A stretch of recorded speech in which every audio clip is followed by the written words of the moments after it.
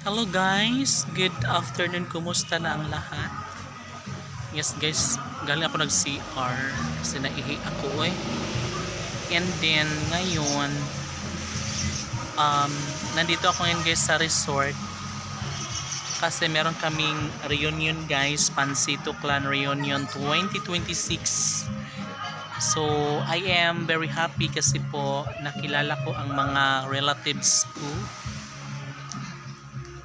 na matagal ko na hindi nakita. Charis. And then yes guys, kita nyo yun guys, yung ganyan.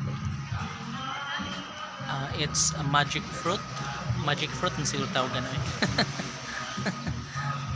dagko siya guys, mura siya og ganaang mura siya mga para siyang buko, malalaki siya.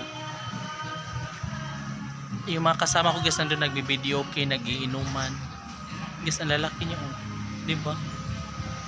Hala, grabe.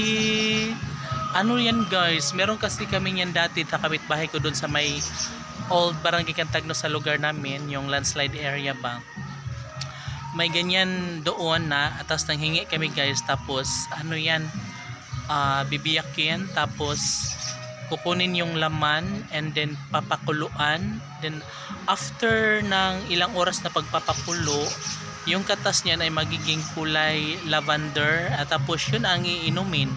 So ang lasa niyan guys is parang konting pakla, konting pait, pero carry naman, kaya namang lunukin. And yeah, maraming laman, maraming bunga dito guys, tingnan.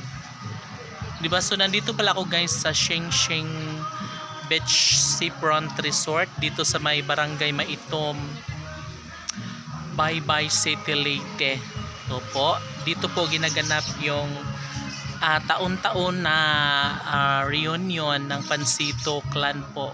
Kaya yan, nakasama tayo guys, and then nakapag-prepare kami guys ng lechon baboy, which is 90 kilos yun para sa Cantagnos cluster, yung sa pamilya namin doon sa aming barangay. Nag-ambagan kami guys, or tawag nito, pinapatubuan namin yung pera, tapos hanggang sa lumaki siya, and then yeah, pinagkasya na lang po yung 90 kilos, ayun loy, kamatangtang 90 kilos na baboy, tapos 3,000 pesos naman yung gastos para ilechon siya. Yes, kaya okay na. And then ngayon ubos na kasi pinagtutulungan naman guys para naman yun sa lahat. Ayan po, lalong lalo na at kami ngayon ang host ng reunion ngayong taon. Then by next year is ibang cluster naman. I think Hilosig cluster na po ang mag-host next year. So yun lang, thank you.